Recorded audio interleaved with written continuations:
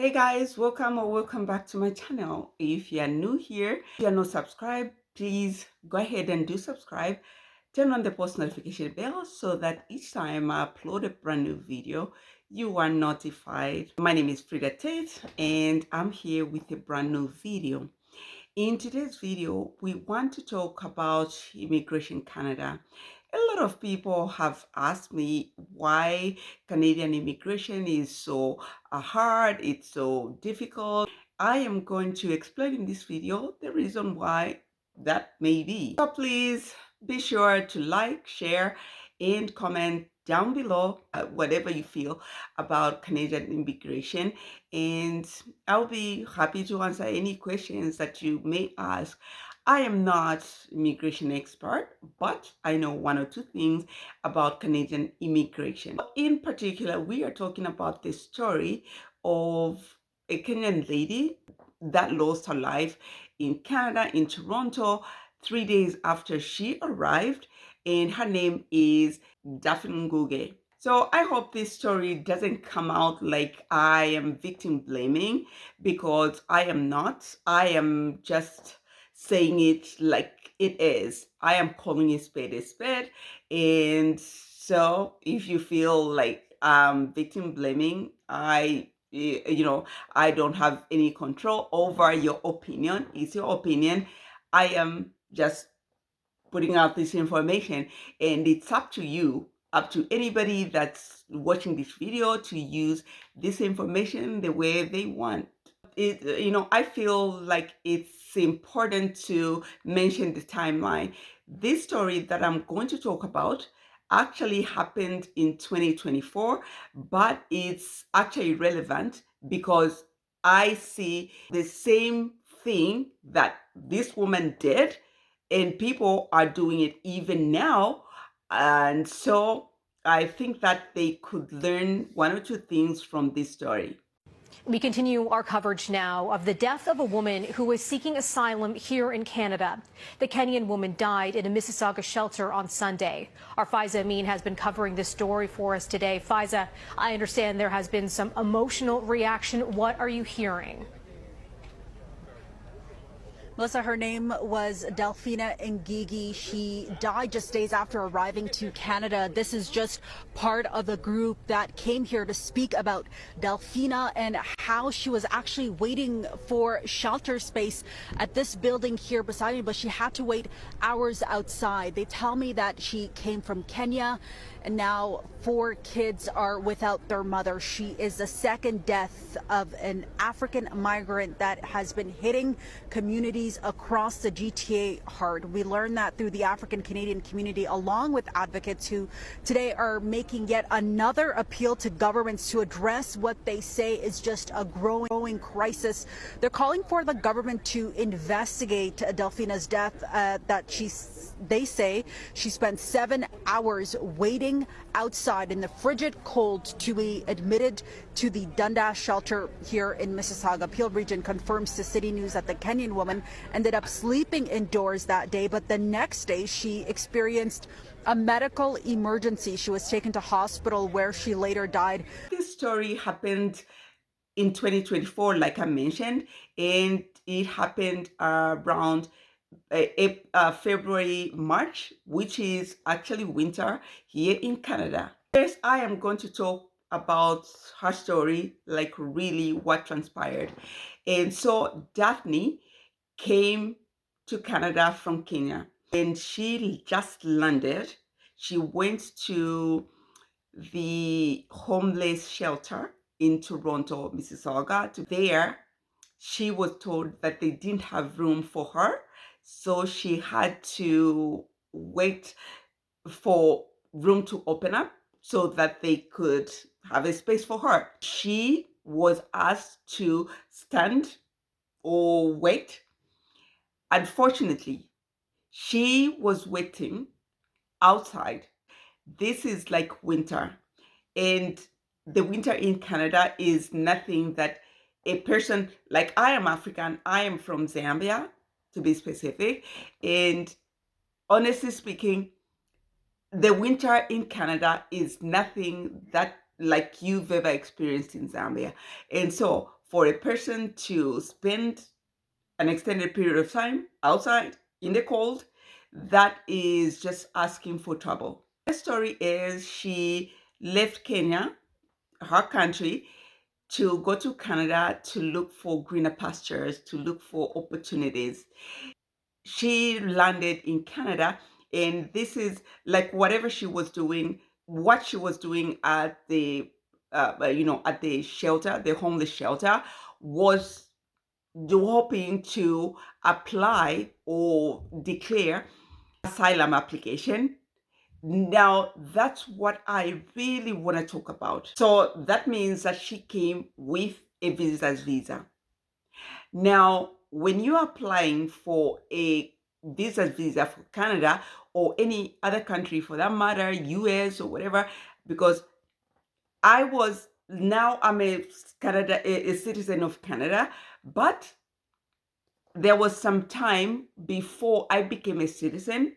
I came to visit and I went back.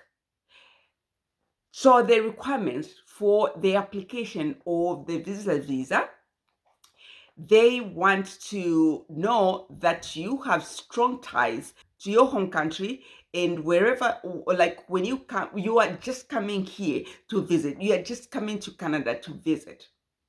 Okay, so hold that thought, and then you have to show some kind of financial or whatever money that you have planned to use on your trip, you have planned to use on your stay in Canada, because the last thing they want, the Canadian government wants, is for foreigners to come to Canada, to come visit, to come as visitors in Canada, and then they end up like, depending on the taxpayers' money.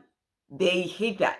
They don't they don't want that. This is the reason why that question, why is Canadian immigration so strict? Why is it so hard?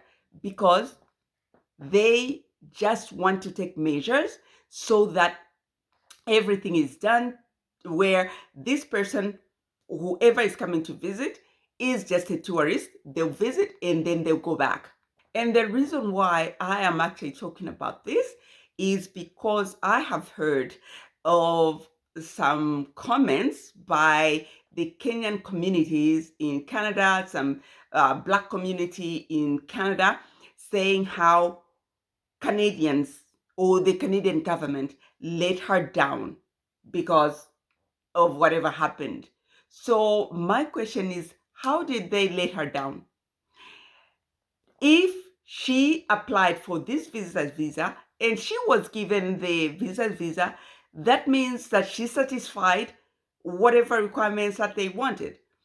Namely, she had some money in the account, she showed some money in the account, or she showed really strong ties. If you are coming here to visit, three things or four things or whatever things must happen. You have to show that you have booked a hotel. Other than that, like if you're coming here because you are coming to visit a relative or a friend or whatever, you have to show the invitation letter. So how did she go past all those things so that she just went straight from the airport to the homeless shelter? Okay, that aside, if she had all that money that she showed to satisfy the visa officer that she has this money in the bank, why did she not go to the hotel after they told her that they didn't have space for her? Why did she not just take an Uber or ask anybody, because they are quite helpful. People here are quite helpful. If she had gone to whoever was at the at this shelter, homeless shelter, and told her that she just wanted to go to the hotel because she's so cold and she just wants to go to the hotel, get a hotel room, and then she'll come back the next day or so, they could have helped. But why did she not that? Now, let me just say the things that we have heard in the report. So she has a friend in Toronto, and when she arrived in Toronto, she called the friend and told her that she has arrived. In that moment, the friend told her that she was at work, she had a shift, and that she should go to the homeless shelter. Now, I am thinking, was this the plan all along that once she lands in Canada, then she will go to the homeless shelter? Because if she declares asylum on arrival, then she may be granted that asylum, although like it's not same day that they give you that asylum. It takes some, a bit of time. It takes some time because they have to review your application and they really have to be satisfied with the reason that you have given of your claiming the asylum. And so, was this death avoidable? I think yes, it was avoidable. If people were just forthright and told the truth, this death could have been avoided. Now, we see the same thing that she was trying to save is what she lost 3 days after she got to Canada. And this is a lesson. This is the reason why I'm doing this video, because I see it over and over and over again. People borrow the money, they put it in their account, and then they pass it off as the money that they have saved up to come to Canada. People actually outright create or find a way to create statement of which is you don't want to do that. One day they will find out that that statement you created or you passed off or you showed was actually a fake document, and that's another thing that could land you in trouble. People also need to realize that yes, you can go ahead and create claim asylum, but it's not always that they will grant you that asylum. After they review your application, if they are not satisfied, if there's anything, even the hintest thing, the littlest thing of falsehood in your application, or they see something wrong with your application, they will deny that application. It's true the Canadian government is it is okay receiving people coming here, but they have to go through the right channel. If they go through the real channel, they review your application, there's a likelihood that your application can be approved, can be accepted. But now, because of these cases happening, they are really, you know, really looking at your application with an eye, like magnified eye, so that they don't miss out anything, because there's just so many people that are lying. If they've got anybody to blame, they would either blame her friend, they would also blame herself. Her friend, because she knew she was gonna here. They, like, when you are working, they give you the schedule, the work schedule ahead of time. So, like, for the next week or so, you know that you are going to be working on such and such a day. But how did the friend not know that she's going to be working? Her friend arrives and she's like, no, I can come and pick you up from the airport because I'm working. So again, falsehood was created because that story doesn't seem to add up. Let us not blame people for our own things that we have created, because things have gone not what you expected, not how you expected the things to go, and you are putting a blame on somebody else. Besides, I know this may come out harsh, but I am just going to throw it out there. If anybody is going to look at me like heartless, which I am not, because I really felt so sorry for Daphne when she died, because she lost her life, her children lost a mother. She left 4 children in Kenya, 3 or 4 children in Kenya. And these kids were young. I'm also a mother. And then when I see a mother dying, leaving her children, that bothers me. That kind of hurts me, because I imagine, like, if my children, if anything happened to me and then my children lost their mother, that would be sad. So I think if she had gone through the right channel, you know, maybe things could have been better. Those people that actually go through the right channel, even if you are coming here as a refugee, as an asylum, because the government knows that they have accepted this person as an asylum, as a refugee, they prepare everything. I personally know people that came here as refugees, and they prepare everything for them. They give them a credit card. They find them like accommodation. If everything is prepared for them, you will never find those people that the government were expecting to end up the first day that they arrive in Canada. They will not be found at the homeless shelter.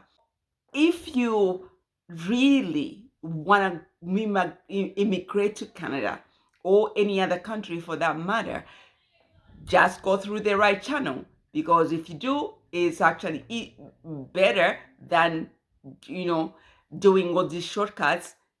Shortcuts are always risky. Yes, there's some people that maybe have gotten away with it, but then there's also some other people that have not. Just in recent times, I have seen some people being deported because their application were rejected. They came to Canada thinking, like, once they are in Canada and they do this and that, like this recent video that I posted, this woman just came to Canada and started having children, hoping or thinking that by her having those children that are born in Canada, they will save her application, that her application is going to be considered. But then that's not how it works.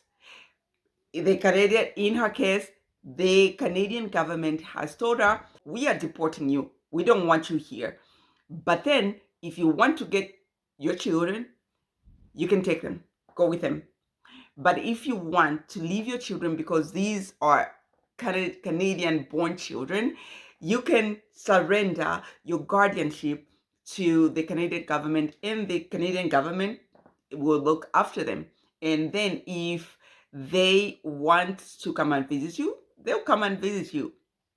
So taking a risk like that is not a good thing. It's risky.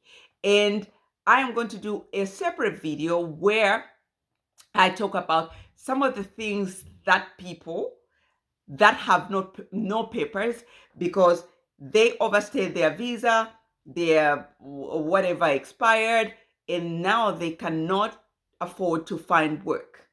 So I just thought I would put this video out, and let me know what you think about this video. We have come to the end of the video. Please like, share, and comment down below. Tell me what you think. And if you're not yet subscribed to my channel, please go ahead and do subscribe. Don't forget to turn on the post notification bell so that each time I upload a brand new video, you are notified. We'll see you in my next.